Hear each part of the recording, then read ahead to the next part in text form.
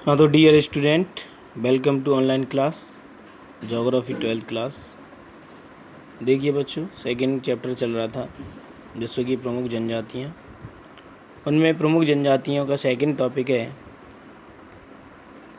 जिसमें एक जनजाति चल रही थी एस्किमो। और एस्किमो जनजाति के बारे में हम बात कर रहे थे। और एस्किमो जनजाति के आर्थिक क्रियाकलाप की बात करेंगे। आर्थिक क्रियाकलाप का मतलब होता है कि यह जनजाति अपने आर्थिक जो क्रियाएं हैं वो किस तरीके से करते हैं और अपने अपनी जीविकोपार्जन करते हैं। तो सबसे पहला है आखेट। आखेट का मतलब होता है शिकार करना। एस्किमो के जीविकोपार्जन का एकमात्र साधन है आखेट। ये शीतकाल व ग्रीष्मकाल में विभिन्न विधियों से शिकार करते हैं। शीतकालीन आखेट इस ऋतु में एस्किमो समुद्री, तो देखिए आखेट ये विभिन्न ऋतुओं में अलग अलग प्रकार का होता है। सबसे पहले शीतकालीन आखेट, इस ऋतु में एस्किमो समुद्री तट के किनारे सील मछली का शिकार करते हैं। वहाँ पर पाई जाने वाली एक मछली का नाम है ये सील मछली का शिकार करते हैं। जब मछली बर्फ में बने छिद्रों में सांस लेने आती है, तब एस्किमो द्वारा रखी उस छिद्र में हड्डी की जो छड़ है वह हिल जाती है, जिससे एस्किमो अपने हथियार हार्पून से सील मछली का शिकार करते हैं। इसे माउपाक विधि कहते हैं। ये माउपाक विधि है बच्चों, जिसके कारण ये सील मछली का शिकार करते हैं। माउपाक, जिसका शाब्दिक अर्थ होता है प्रतीक्षा करना, अर्थात यह उनकी शाब्दिक भाषा है माउपाक, और हमारी भाषा में इसे कहते हैं प्रतीक्षा करना। शिकार की दूसरी विधि है इतुरपाक, जिसके अंतर्गत शिकारियों द्वारा दो छिद्र बनाए जाते हैं बर्फ़ के अंदर। यानी बर्फ़ के नीचे पानी रहता है और पानी में मछलियाँ होती हैं, इसलिए बर्फ़ में छिद्र बनाते हैं और उन छिद्रों में क्या करते हैं, ये हड्डी रखते हैं। और जब ये हड्डी जब ये मछली सांस लेने बाहर आती है उन छिद्रों में, तो हड्डी हिल जाती है, जिससे ये भालानुमा एक हथियार होता है इनका हार्पून, उससे ये शिकार करते हैं। तो इतुरपाक विधि के अंतर्गत दो छिद्र बनाए जाते हैं। एक छिद्र में एक व्यक्ति सील मछली को चारा डालकर बुलाता है, तो दूसरे छिद्र में दूसरा व्यक्ति संकेत मिलते ही हार्पून से शिकार कर लेता है। सील मछली न केवल भोजन प्रदान करती है इनको, वरन जलाने के लिए ईंधन भी देती है। सील मछली की चर्बी व अन्य जीवों की चर्बी की तुलना में तुरंत और अधिक देर तक जलती है।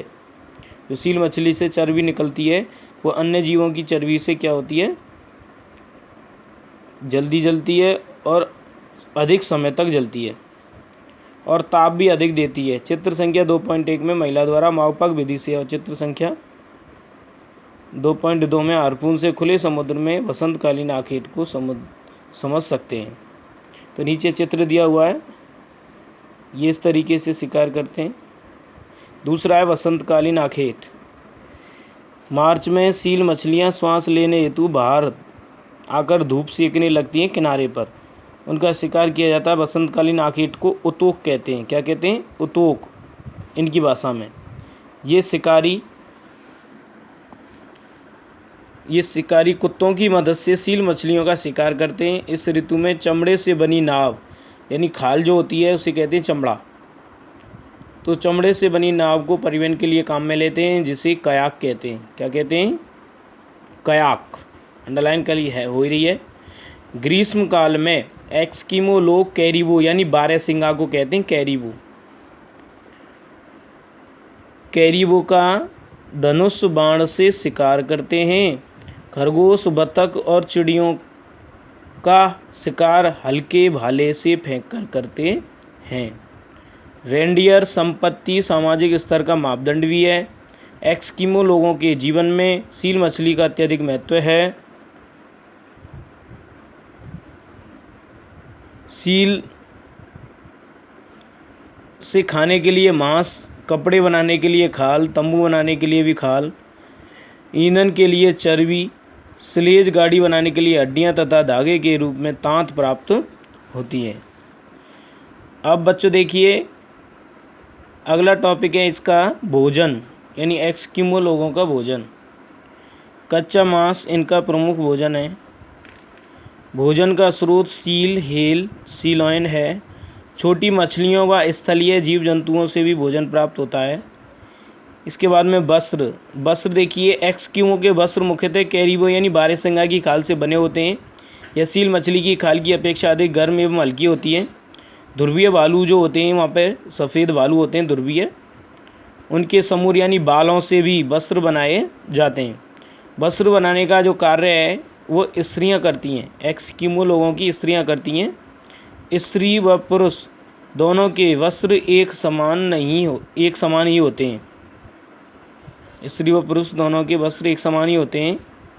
एस्किमो जर्सी नुमा, जो हम जर्सी पहनते हैं, बाँहदार वस्त्र जिसे वो तिम्याक कहते हैं, पहनते हैं। तिम्याक के ऊपर पहने जाने वाला कपड़े को अनोहाक भी कहते हैं। ये कपड़ा लपेटा जाता है, उसे अनोहाक कहते हैं। सील की खाल से बने जूतों को कार्मिक या मुकलुक्स कहते हैं। इसके बाद में निवास गृह। इनके मकान बर्फ़, पत्थर, हड्डियों तथा खालों से बने होते हैं। शीतकाल यानी बर्फ़, सर्दी में बर्फ़ के मकान को इग्लू कहते हैं। अंडरलाइन, जो कि नीचे ये चित्र बना हुआ है, ये इग्लू का है। इस तरीके का मकान होता है। 5 से 6 फुट भूमिगत व 2 से 3 फुट ऊपर उठे लकड़ी व हेल की हड्डियों के ढांचे से बने मकान को कर्मक कहते हैं। जो कि ये देखिए एस्किमो जनजाति का अस्थायी आवास है। ये तंबू बना रखें। इसका प्रवेश द्वार एक भूमिगत यानी ज़मीन के अंदर सुरंग से जुड़ा होता है। ग्रीष्मकाल में ये लेट करके अपने घरों में घुसते हैं। ग्रीष्मकाल में शिकार के दौरान ये लोग अस्थायी तंबू में रहते हैं, जैसे कि चित्र ऊपर बताया गया है। अब आता है इनके यंत्र व उपकरण। ये कौन कौन से यंत्र व उपकरणों का उपयोग करते हैं। सबसे पहले कयाक, चमड़े से बनी एक प्रकार की नाव होती है जो 5 मीटर लंबी और 1.5 मीटर चौड़ी होती है। दूसरा है उमियाक। उमियाक ये भी बड़ी नाव होती है जो हेल मछली यानी भेल मछली होती है, उसके शिकार के दौरान काम में ली जाती है। इसके बाद में अगला है हार्पून। हार्पून सील मछलियों के शिकार के लिए प्रयुक्त 1.2 से 1.5 मीटर लंबा भालानुमा हथियार होता है जो रस्सी से पीछे से बंधा होता है। स्लेज, बर्फ पर चलने वाली पहिए विहीन, जिसमें पहिए नहीं होते, गाड़ी जिसे कुत्ते व रेंडियर खींचते हैं। चित्र संख्या 2.5 में एस्किमो स्लेज गाड़ी को दिखाया गया है। देखिए नीचे ये चित्र दिया हुआ है। इस चित्र में ये रेंडियर और कुत्ते होते हैं जो कि इसको खींचते हैं। अब आता है समाज व संस्कृति। देखिए इनकी, ये लोग छोटे छोटे समूहों में रहते हैं। इनका जीवन घुमक्कड़ है। आदिम ढंग से जीवन यापन करते हैं। पितृवंशीय समाज है। इनमें बहुपत्नी प्रथा प्रचलित है। छोटे छोटे समूह में रहते हैं। इनका जीवन घूमते रहते हैं। आदि मानव की तरह जीवन यापन करते हैं। पिता ही परिवार का मुखिया होता है। इनमें एक से अधिक पति पत्नी रखने की प्रथा प्रचलित है। ग्रीष्म काल में यानी गर्मी में कई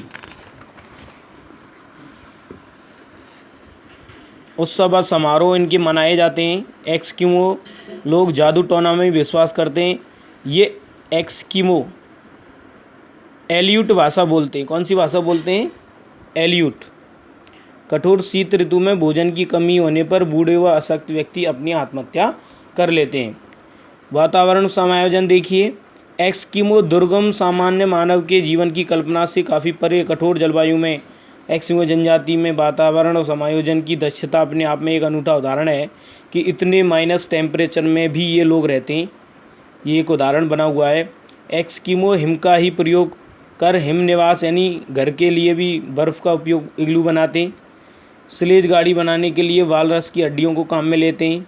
हिम झंझावों का मतलब होता है बर्फ़ की आंधियाँ तथा हिम पर सूर्य की किरणों के पड़ने से होने वाली चमक से आँखों को बचाने के लिए ये आँख कवच यानी चश्मे का उपयोग भी करते हैं। आधुनिक संस्कृति से संपर्क देखिए इनका। वर्तमान में एकाकी ध्रुवीय प्रदेशों में निवास करने वाली इस जनजाति का 1960 के पश्चात यानी 1960 के बाद यूरोपियन व अमेरिकी लोगों से संपर्क बढ़ा है। अब ये लोग आग्नेय अस्त्र यानी अग्नि वाले अस्त्र, बंदूक आदि का प्रयोग करने लगे हैं। कयाक के स्थान पर मोटर चालित नाव और स्लेज के स्थान पर स्नो स्कूटर जो बर्फ़ पे चलते हैं, इसका प्रयोग बढ़ा है। पारंपरिक वातावरण का रूपांतरण तीव्र गति से होने लगा है। फर, समूर आदि के व्यापार से मुद्रा मिलने से इनके पहनावे व रहन सहन की विधियों में भी बदलाव आया है। अमेरिकी सरकार द्वारा प्रदत्त स्वास्थ्य सुविधाओं के बढ़ने व भरण पोषण सरल होने से एस्किमो लोगों की जनसंख्या कनाडा व अलास्का में निरंतर बढ़ रही है। इनकी संख्या वृद्धि से टुंड्रा के तटीय क्षेत्रों के पर्यावरण पर इनका प्रतिकूल प्रभाव पड़ेगा। संभवतः कि 21वीं शताब्दी में एस्किमो का जनजातीय परिवेश मात्र एक इतिहास बनकर रह जाए, ऐसा ये माना जा रहा है। तो बच्चों आज ये पूरी एस्किमो जनजाति के बारे में पूरा बता दिया। कल पढ़ेंगे बुशमैन जनजाति। तो आज के लिए बस इतना ही। धन्यवाद।